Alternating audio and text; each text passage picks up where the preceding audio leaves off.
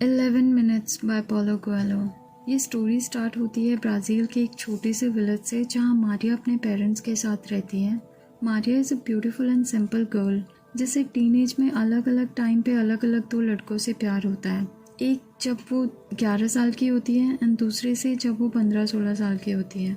However, she couldn't maintain a long-term relationship with any one of them and so she thought she didn't deserve love.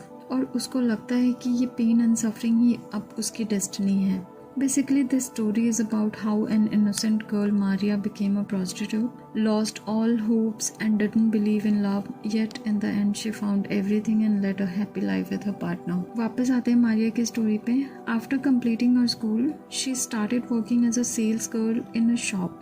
इस time तक उसके thoughts बहुत clear थे कि उसको प्यार व्यार में नहीं पड़ना है, but she will only use man for her own pleasure and benefits. तो जो शॉप का ऑनर होता है उसके साथ उसका अफेयर होता है। वो उसे बहुत लाइक करता है एंड इसलिए उसकी सैलरी इंक्रीमेंट एंड ऑल करता रहता है।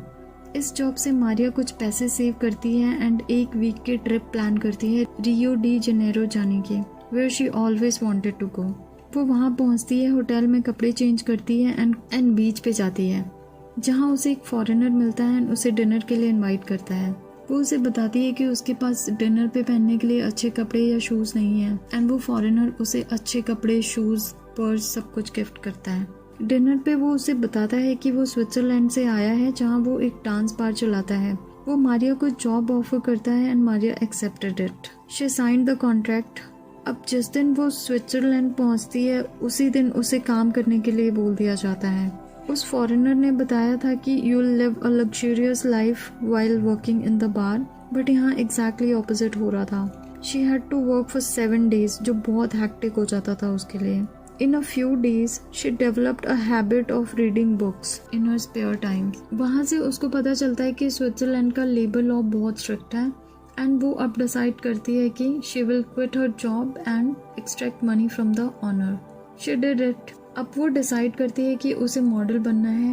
एक प्रोफेशनल फोटोग्राफर से फोटोज क्लिक कराती है एंड उसे मॉडलिंग एजेंसीज में भेज देती है। एक कॉपी वो अपने पेरेंट्स को भी भेजती है ताकि वो समझे कि वो काफी अच्छी लाइफ जी रही है एंड हैप्पी है। उसको कहीं से कोई कॉल्स नहीं आती है एंड अब उसके पैसे भी खत्म हो रहे थे।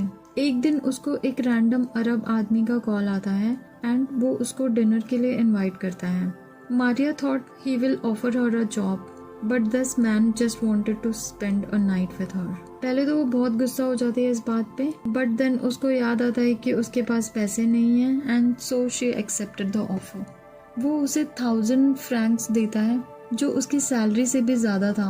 अब वो सोचती है कि she should become a prostitute because इसमें बहुत पैसा है। वो एक दिन एक ब्रॉथल में जाती है जिसका ऑनर मिलान होता है। वहाँ वो एक फ्रेंड बनाती है जो उसे कस्टमर्स को कैसे हैप्पी करते हैं ये सब सिखाती है। Also Maria started reading books on human behaviour. उससे काफ़ी हेल्प मिलती है to grow in this career.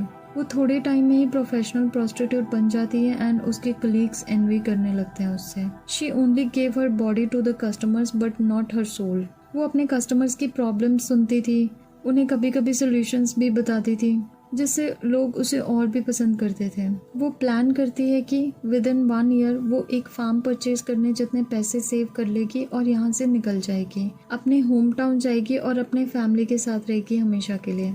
एक दिन वो शहर से दूर एक कॉफी शॉप में जाती है जहाँ वो राल्फ से मिलती है। राल्फ एक पेंटर होता है जो मारिया के पास आता है एंड पोलाइटली उसको पूछता है if he can paint her. Next day Ralph brothel में आता है as a special customer. Maria को लेता है एंड दोनों किसी होटल में जाते हैं। वहाँ राल्फ उसे बताता है कि he was married twice but found no love in both the marriages and so he ended them. Also he has lost his desire of sex. वो होटल में बातें करते हैं बस एंड मारिया को फर्स्ट टाइम काफ़ी अच्छा फील होता है किसी के साथ। नेक्स्ट डे एक कस्टमर आता है जिसका नाम टेरेंस होता है। वो मारिया को एक होटल लेके जाता है। उसको बताता है that he is a married man and that his wife knows about him going to another woman. वो कहता है कि वो मारिया के साथ सैडोमसोकिज्म करना चाहता है। First time in her life she had an orgasm without actually having sex. Terence introduced her to a pleasure mixed with pain and suffering. He also made her realize that she is living a wrong life actually. After this, Maria and Ralph continued meeting in the same way, and after realizing her feeling of love for Ralph, Maria got disturbed as she decided to never fall in love again long back. वो सोचती है कि वो उसे बिना बताए Switzerland से चली जाएगी बिकॉज अब उसके पास इनफ सेविंग्स भी हैं, बट जाने से पहले वो सोचती है कि वो राल्फ की सेक्सुअल डिजायर वापस लाएगी, and so she decided to meet him one last time. They met in a hotel and made love for the first time. सुबह होती है and Maria without informing Ralph अपनी फ्लाइट लेके ब्राज़ील चली जाती है.